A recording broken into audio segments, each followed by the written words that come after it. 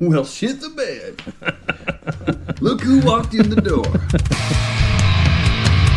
Good times. Good golly, Miss Molly.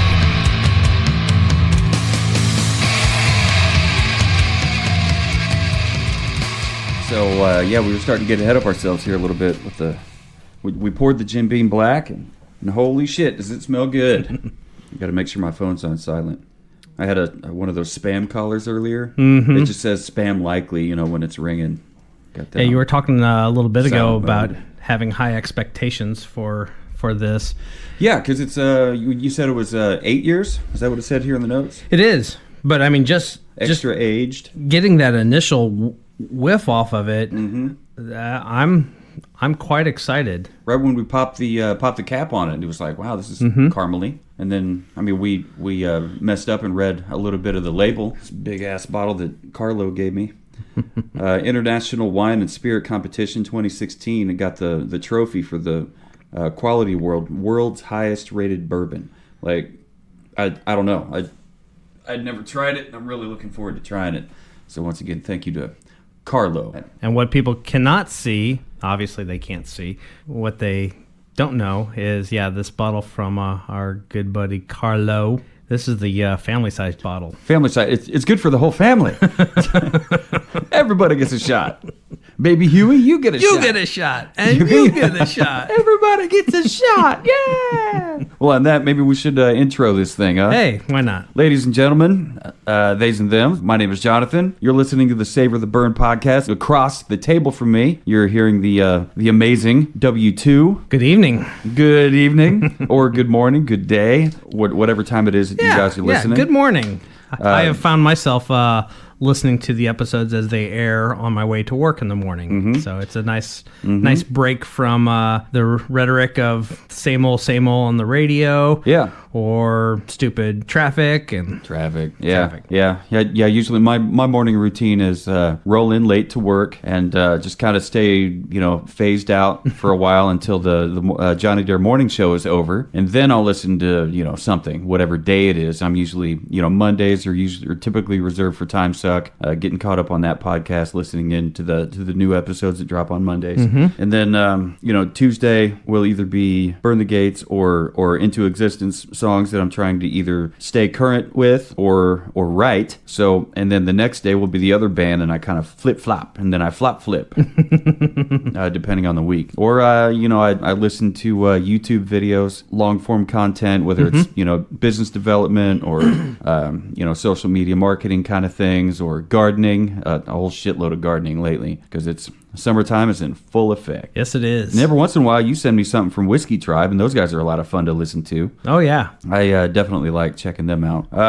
It's good to keep up with what's going on. They've got a lot going on. Yeah, they've got their own distillery, a bar, restaurant thing going on down there in the great state of Tejas. Sorry, I phased out there. I saw the Jack Daniel's, what is that, Special Select or what? Yeah, the single barrel. It's such a cool looking bottle. Oh, yeah. And Jack Daniel's I'm not a huge fan of, but like when I see it, that bottle, I'm like, that looks classy as fuck. Mm-hmm. Classy. Might make a cool, I know where you're going with that. Yeah. What is it? Sugar? Simple syrups or bitters or... Yeah, a cool... there's got to be a way to reuse the bottle.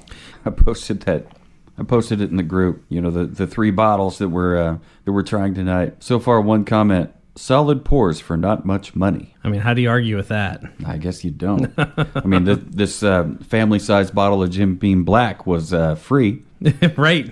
Yeah, and you really can't argue with that. And and to that point, the size of this bottle, I definitely don't think we need to be shy about turning it into a whole bunch of different cocktails. A whole bunch, yeah, because, just going off the first impression, for me the first impression was smelling the bottle when I popped the cap off of it. Second impression was after we poured it, and we got a light nosing off the Glencairn whiskey glasses here.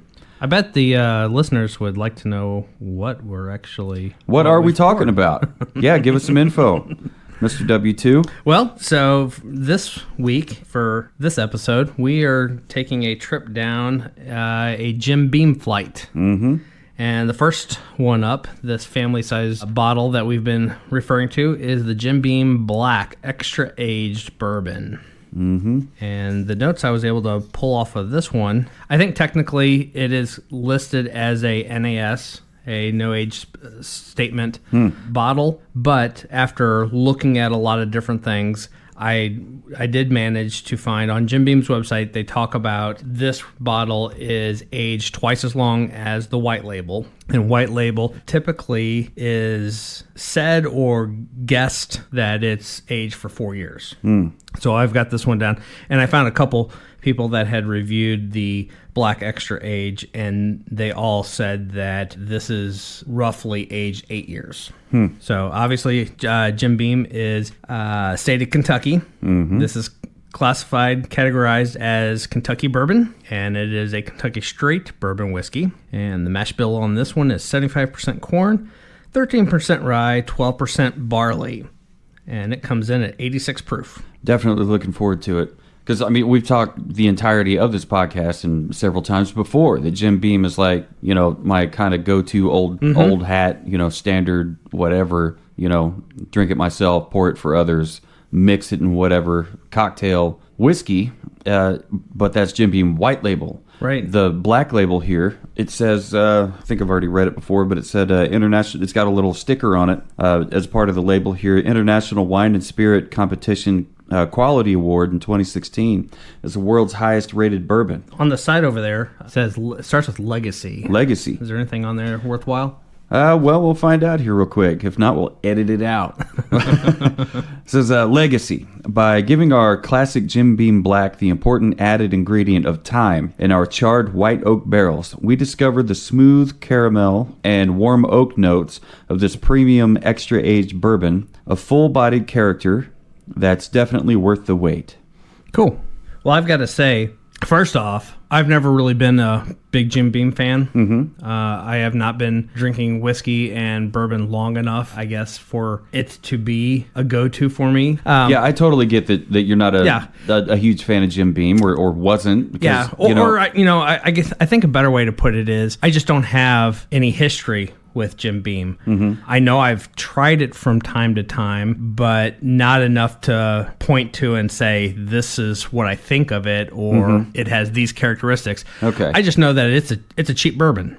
Yeah, it is. And so for that, I think I've always just, because of that, I've always had a little bit of a dismissive thing with Jim Beam. So as excited as I've been to break into these and try them out, in the back of my head, I was like, oh, it's Jim Beam. Yeah, it's just Jim Beam. It's Jim Beam. But I got to say, we haven't even tried this yet, but on the nose, just taking the lid off the bottle, there's some great aromas coming out of this. It's got great legs. If you're into that kind of thing, it's amber, and on the nose, like you said, it smells great. I mean, it's what do the notes here say? Oaky vanilla, spicy backdrop, a pleasant display of vanilla custard, candied apple, and light oak. I think it's a little bit more than a light oak. Yeah. To me, there's a good oakiness to it, but yeah, a lot of vanilla, candied apple. I think that's interesting. Yeah, I can't spot the candied apple. I mean, apple, yes, but yeah, definitely caramel all over that vanilla. All over. It smells amazing. Let's get some on the mouth and see what we go.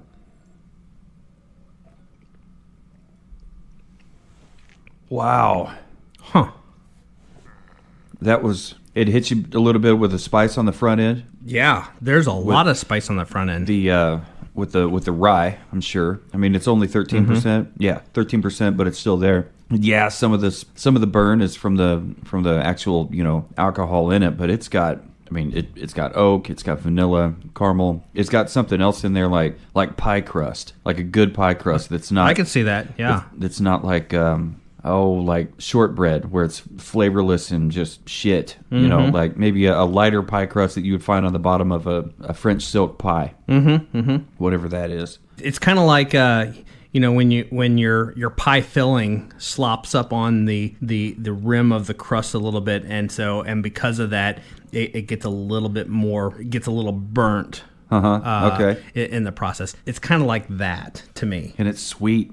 It's very sweet. But man, there's a lot of oak, charred oak on the mouth. I had high hopes for it, and my hopes were not dashed. All those things I think work together for this. What I'm a little surprised of is, again, back to that mash bill, it's only 13% rye, so there's not a lot of rye in there, and it's only coming in at 86 proof, but it's got a good little bite to it. A good bite, and you can taste the barley in it. That's definitely on the mouth, and it definitely helps complement the oakiness and the vanilla and the sweetness that you get out of this. It's so good. It's not like a honey sweetness or a sugar sweetness. It's some kind of a sugariness rich. Comes through on the finish. I'm getting a lot of char and a lot of oak even on the finish, but there's something else. It's not quite a toffee. Maybe it's that, we've talked about with some of the other bourbons, a burnt sugar. I don't know, man. I would just describe that as happiness. I'm very happy that Carl gave this bottle to me, and I could bring it in here for the podcast. But I think he's missing out. I think Carlos definitely. He said he's had this bottle for years. Somebody gave it to him, and he doesn't want to fuck with it, so he just gave it to me. It sat in my truck for a few weeks. While it was still cold. It wasn't hot cold. So I was like, well, we're gonna turn this into a whole bunch of cocktails. It's like, what do you think about using this in a flight? You were like, let's do it. Let's get a couple different Jim Beams, and we did. Well, and with our selection, it doesn't even get into their flavored offerings. Right? Yeah, I didn't want to get into that, and I found that interesting. At least not tonight. Yeah, I knew that they had some out there, but until I did a little bit of research and jumped out on their website, I didn't realize just how much offering they really have. It seems like their core products are obviously their white label, the black. Extra aged, the double oak, the Devil's Cut, and they had a single barrel listed on the website, which I've never seen in person. And then beyond that, they've got their flavored portfolio, which is vanilla, apple, peach, your mom.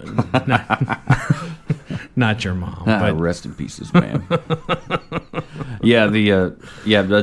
I enjoy it. Like, as much as I love Crown Royals peach. I like Jim Beam's peach better. It's really? It's not as syrupy sweet, so it's definitely I like it better. But I'll take the Crown Vanilla and I'll mix that the Crown with a Vanilla. pumpkin spice latte come fall. Yeah, you can't get me out of the paint booth. Now that's a breakfast whiskey.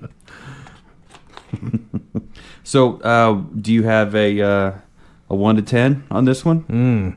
I'm still thinking about that. But real quick, though, I put down here on the notes because I did not know, but I guess the parent of Jim Beam is Suntory.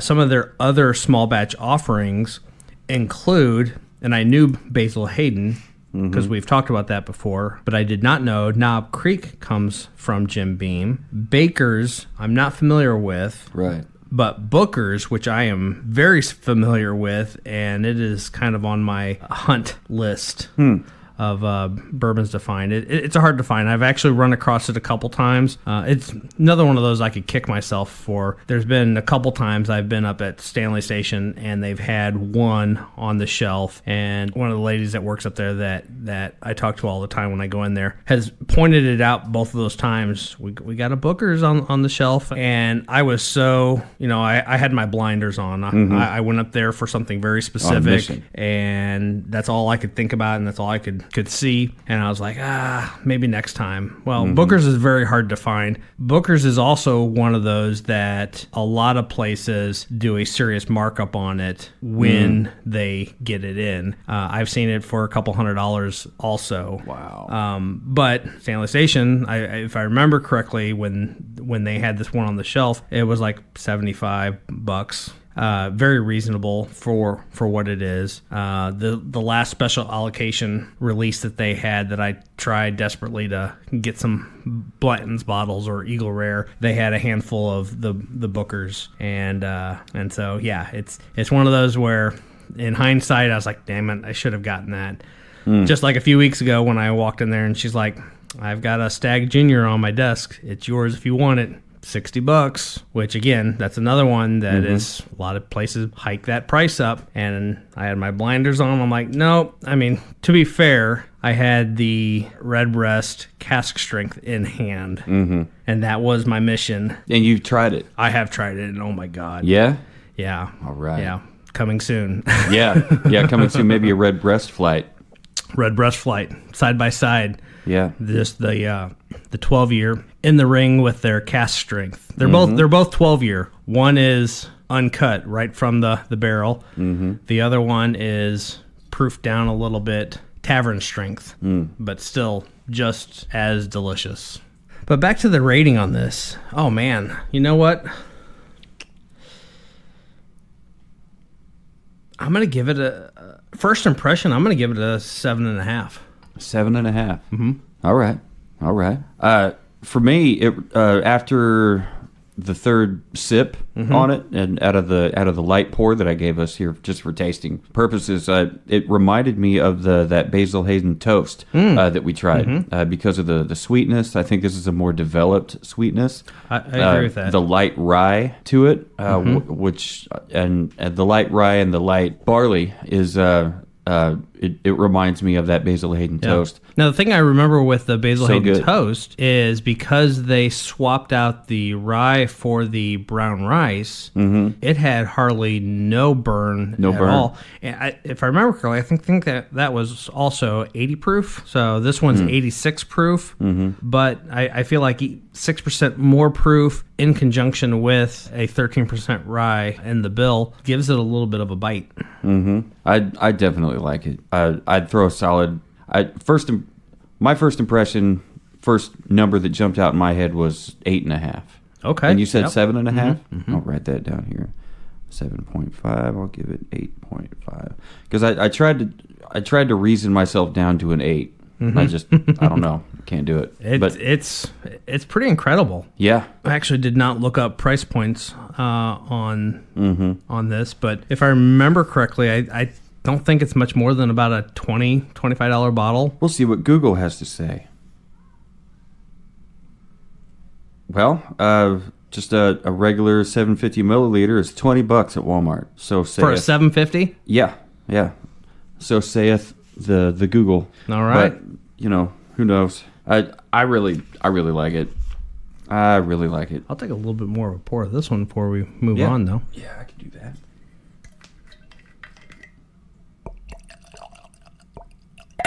That work? You want more? Perfect. All right. Didn't want to overload you. Man, I'm beside myself on this one. This right? one, Like, how can something with the name Jim Beam on it? Like, you're used to, like you said, it's a cheap bourbon. It's $15 or whatever. 15 to 20, like depending on what store you're going into, what neighborhood you're in, right? To find that kind of nose on something labeled Jim Beam, it's like, holy smokes, like for real? What? It's like the hot older sister that, like, well, and we've your talked friend's been hiding back at the Father's Day episode. We talked about with Blanton's. I've run across a handful of YouTube podcasts where guys, talk about Blanton's and talk about doing blind tastings with it and how terrible time and time again Blanton's does in a blind tasting. Wow. Put that in a blind tasting, and I can see where this could win out over a lot higher dollar bourbons very easily.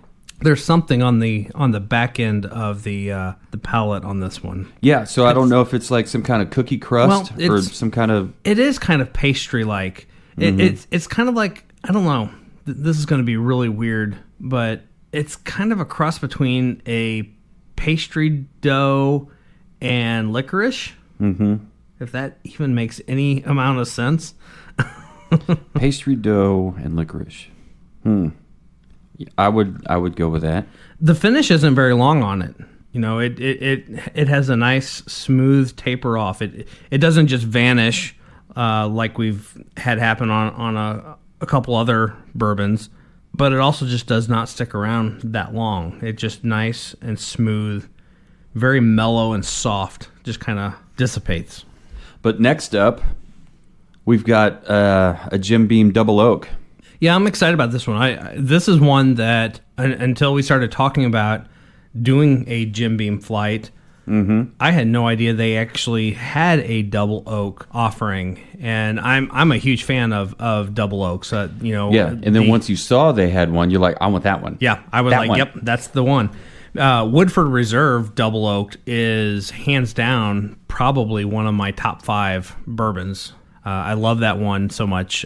We've also had Noble Oak has a double oaked that we tried early on, a couple months ago.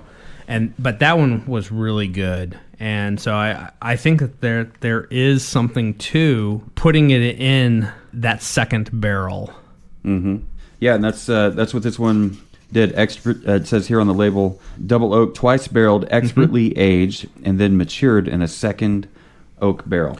And there are a lot, and we've tried a lot that do a second or even a third cask. A lot of your Irish whiskeys do triple casks. I'm thinking the Green Spot is a triple cask. It's a sherry cask, and I don't remember the order, but there's a sherry cask, there is a ex-bourbon cask, and then a virgin white oak cask. This one, a lot of these do different types of casks for different flavor profiles. This particular one, after it's been sitting in that new white oak charred cask, they just dump it into another new white oak cask. So it's not a different type of cask, it's just another new barrel. And so somewhere in here it talks about Jim Beam Double Oak is first aged in a newly charred American white oak barrels. Then we pour it into another freshly charred white oak barrel to mature for a second time. The added interaction with the oak results in a liquid intense in flavor and smooth in taste. So I think that's pretty interesting. There's, instead of introducing another profile or another type of flavor in there, they're just starting the whole process over with all those characteristics that you get initially out of the new charred oak barrel. Yeah, like it or not, good or bad, they're going to double down on the dirt bag. Read the. Give me some more information on this while I give us a pour. Yeah. So this is Jim Beam's Double Oak. It is still categorized as a Kentucky bourbon. Obviously, it's made in the state of Kentucky. I think all the Jim Beam products are. And I think at least like all of their main offerings, this is also styled as a Kentucky straight bourbon whiskey. Also does not have a age statement, but after doing a little bit of research on there, everyone kind of says that this one is a 4+ year age. This one, slightly different. So it says the mash bill is 77% corn, 13% rye, and 10% malted barley. And I don't know if the black extra age was malted barley or not. What I pulled just said barley, but we've got 10% versus 12% and 77% corn versus 75% corn. So a little bit more corn in this, same amount of rye, a little bit less in the barley. Yeah. Here you go. Thank you, sir. And this one was also rated at 86 proof. The color on it, it's darker. Definitely darker. Maybe a little more red. Which kind of surprises me a little bit, just because I would have thought the extra aged of the black would produce a deeper color than this. I mean, we're doubling down on 2 new charred barrels, and maybe that's why it's got a little bit deeper color to it, is because you're getting that new fresh char in a second barrel. It says here on the side of the bottle, genuine Beam bourbon twice barreled in the heart of Kentucky. Jim Beam Double Oak is made for those who take their whiskey seriously. Seriously. It just says Jim Beam Double Oak is a whiskey to rival any other. It is first aged in charred American white oak barrels. Then we pour it into another freshly charred barrel to mature for a second time. The added interaction with the oak wood results in a liquid intense in flavor, smooth in taste. But it's everything you've already got written down here. On the nose, definitely has the same amount of vanilla and caramely, Yeah. but I feel like it's a little softer. I feel like the black was a lot more forward with the nose. I would agree with that. It's just got so... And I'm pulling some corn on the nose, too. Yeah, yeah. The sweetness is a corn sweetness that you smell on this. And, like, I'm kind of, I'm proud of my old standard Jim Beam for coming up with at least 2 offerings that just surprised me. Yeah. 'Cause, it's like I only know Jim Beam, like white label. And these step it up to a notch that rivals... any of the other ones that we've tried and we've really liked. Yeah. And I haven't even tasted this on the mouth yet, but on the nose, it's just as good as any of the other ones that we tried and liked. Yeah, let's get some mouth on it. Way more oak and smooth as hell. That's very smooth. It's got a bit of a burn from the alcohol burn. It does not go down the throat. I didn't get any burn down the throat. No, I just realized that. The burn stays right up in the mouth. Yeah. Holy smokes. This is dangerous. This one's dangerous. It's so damn smooth. I did not expect smoothness. It's very dangerous. Yeah, with that burn not traveling down the mouth, you could put a dent in that bottle very quickly. And it'll put a dent in you. You'll be like, let me return the favor. I don't know why it's Irish all of a sudden. Maybe because the Irish like fighting back. Man, that is something. It smells great. It tastes amazing. I've got myself one pull off of this, and I've got the pipette sitting right here.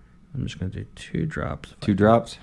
If I can get it to release, give me that drop. There it goes. Good enough. It's got some legs. It's got legs. It's got a beautiful color. Yeah. I like the oakiness. If you're a fan of oakiness, it's definitely got it, but the oakiness kind of takes a step back. When it steps back, it pushes forward onto the table. So much of a sweetness to the caramely and the corn sugars in there. This is really good. I feel like on the palate, the caramel gives way to more of a toffee flavor. I got to eat more toffee, like in my maybe own even butterscotch. Mm. I like that a lot. Mm-hmm. That leaf blower drives me nuts. Yeah, dear listener, if you can hear that in the background. I'm sure it made its way through some of the edits. There's somebody taking way too much time out in their yard with their leaf blower. Don't you have a family to go be with? Right. Goodness. No, he's doing, or she, they, whomever it may be, they're out there doing their thing. That's fine. Says here we might find a bits of maple and a slight bit of yeastiness. The palate is a bit muted compared to the aroma, but it's still wonderfully drinkable. It's wonderfully drinkable. Yes, sir. And I don't know what they're talking about muted. I don't think the palate is a bit muted, unless that's my Raytown DNA kicking in, being like, you listen here. It says the finish is long strings of caramel, oak, spice, leather, and frosting. Slip on by. I don't know about the frosting part. Right. I'm not sure about the leather, but I mean, if I mentally reverse engineer it, maybe that's what it is. Because it's not absinthe, it's not medicine-y, it's not methanol-y, it's something-y, and it could be leather-y. Remember over in Independence, like 40 and Noland area, there was a little leather shop there. I think it was Tandy Leather, and I used to go in there just to get high off leather, like just the smell of it. I've always loved it. But then I grew up around a bunch of bikers, and they're always leaving their leather shit around. Isn't that also a Judas Priest song? Hell bent for leather. Yes, yeah, I'm a fan of Judas Priest. I am too. I'm a fan of Rob Halford. Him and Judas Priest definitely paved the way for a lot of metal today. But even fast forwarding to just recently, I feel like he's still out there. He's still owning it. Yeah, I mean, his voice sounds great. He has somehow. Yeah, right? He has teamed up and collaborated with a variety of different artists. Yeah, I'm a fan. What? Where would you put this on a scale of 1 to 10? Well, I gave the last one a 7.5. Being a fan of Double Oak, and this being a Double Oak, did it surprise you at all? It did. It did. Just because of the name Jim Beam. Right. Jim Beam for me says average. Yep. Maybe not industry standard, but definitely an industry player. It's always been there. Yeah. Yeah. Old dependable. It's very. If we're going to put our pinkies in the air and all right. snoot our nose and which I won't. I'll watch you do it. It's very easy to dismiss Jim Beam. Yeah. I think it's very easy to dismiss Jack Daniels. It's very easy to dismiss Evan Williams. Of course, maybe we should now, but I'm happy to dismiss it. I've tried it. I went through a bottle of it. I did not like it. Evan Williams, that is. Last time I was over at Mitch's, he pulled out and he made extra effort to make sure I did not see what the bottle was. And I honestly couldn't tell you which variation it was. It definitely wasn't their... Is Evan Williams, is their standard a white label also? It wasn't their standard offering. It was something else. Yeah, I'm not sure. But, he poured me a little pour of it. And he's like, here, try this. I want to, what do you think? And it wasn't terrible. It wasn't great. I definitely didn't, start gagging and choking. But it was an Evan Williams. It's black. It's either a black label or a white label. I think they also have a green label too. Yeah, I'm pretty sure it's the black label. It's just the standard. Yep. So, but yeah, he kind of pulled that out on me. But anyway, it's very easy to dismiss some of these big brands that are everywhere. Something you've seen every day since childhood. Yep. I'm like, great. How good can this be? Ugh. Right. It's boring. Like you said earlier, it's at Walmart. Yeah. Right. How unique is this going to be? And so it's, you just dismiss it as this cannot be good. This cannot be as good as my $60 bottle, as good as my $80 bottle, my $100 bottle. And, but so because of that, I am pleasantly surprised at how good both of these have been. Yeah. The Jim Beam Black was a knockout of the park. So did I give this a number yet? No, not yet. You started to, and then I interrupted you. So I gave the black a 7.5. Let's put this one at 7 3/4. Wow.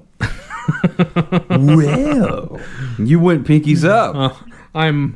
You divided a half and half. I'm being a little non-committal and not quite ready to give a Jim Beam an 8, I guess. But all right. I said, anything north of 7 and up, I feel is a pretty good rating. All right. So we're a step above that. So like you, as much as I love Jim Beam, I can be fairly dismissive of it. If there's something new that I haven't tried and it's, in a price range, $20 or more, chances are I might go for the other one. Just because I've been through so many bottles of white label Jim Beam, I know what it is. It's just, we've known each other a long time. So Jim's not going to be upset if I hang out with somebody new. He's just not. Sure. He's not going to get upset. So I did have low expectations. My expectations were set at average, like just to start. So when we pop the cap and they are plastic caps, they're not corks. Right. Yeah, right. Dear listener, all Jim Beam. These are not wood corks. These are not even the composite corks. They're screw off plastic. In classic Jim Beam is there fashion. A cork pad on the underneath side of the cap? Maybe. I haven't looked, but the answer is no. The answer is absolutely. No. It's white styrofoam coated plastic or whatever it is. Whatever it is. It works. But, they're not losing sleep over it. No, hell no.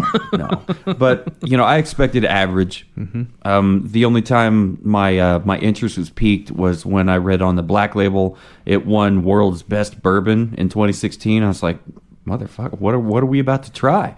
And then I smelled it. I think I smelled the cap, and I was like, what in the world? And I had you smell it. And you're like, well, let's go ahead and get the microphones on. And then we smelled it we nosed it. And it smelled it smelled beyond my expectations. And that's a great thing about these Glencairn glasses. Oh, yeah. I'm sure many of you listening know exactly what we're talking about, but if you have not tried a good bourbon, or even a bad bourbon for that matter, if you haven't tried it in one of the fancy Glencairn glasses that we're talking about, it is legit. The shape of the glass really, really accentuates the aroma and really helps you to dig into what is all involved in this flavor profile. So I was expecting, just plain Jane, kind of standard or whatever from Jim Beam, but these are much better quality than I thought they would be. I gave the last one, the Jim Beam Black, an 8.5, and you gave it a 7.5. You gave this one, the Jim Beam Double Oak, 7 3/4. And I was going to give this an 8.5, somewhere between 8.5 and a 9. So I think I'm going to lock it in at 8.75. Oh, all right, sir. Yes, which is also a quarter, 3/4. Now, the crazy thing is we have more than double the amount of black left. So, oh yeah, I'm kind of interested to circle back and have this conversation when we're at the bottom of these bottles, and we've gotten a good test drive out of both of them. If they hold true, or do they maybe flip-flop a little bit, or do they kind of settle in a little toe-to-toe? I think both of them would work perfect in a Manhattan or an old-fashioned, especially with the orange. Yep. I think there's enough oakiness to both of them that I think maybe smoking them could bring out something else. Smoke the glass in the ice, and then do your pours. Yeah, great stuff. I'm excited. I have a whole new outlook on Jim Beam now. And that, dear listener, brings joy to my heart. Just knowing that there's somebody out there that really didn't think highly of Jim Beam. And I, to be 100% honest, I didn't really think highly of it. It's an old friend. It's just, I like Jim Beam. I'm not going to run out and buy the T-shirt, but I have bought mugs. I bought, drinking glasses. I bought plenty of bottles. It makes me happy. It's a go-to and a standby. And a standby, yeah. If you're looking for a good time, drink Jim Beam. Call. You're gonna see that scratched in a porta potty stall somewhere. But So, dear listener, if you're a fan of Jim Beam in any way, definitely throw some extra bucks at it and pick up the Jim Beam Black, extra aged, or pick up the Jim Beam Double Oak. And give them a try and let us know what you think. We definitely were surprised. I was very surprised. And, I keep saying I was really surprised, but I wasn't I don't really know how to articulate this right. But it wasn't what I was expecting in a very good way, I think. I was expecting average, and to me, these are well above average. Absolutely, yeah. And then, if we did a blind taste on it, and you showed me Jim Beam, I'd probably be astonished. I had no idea that they could. Yeah. These some bitches clean up nice. That's about right. I think that's the best way I can put it.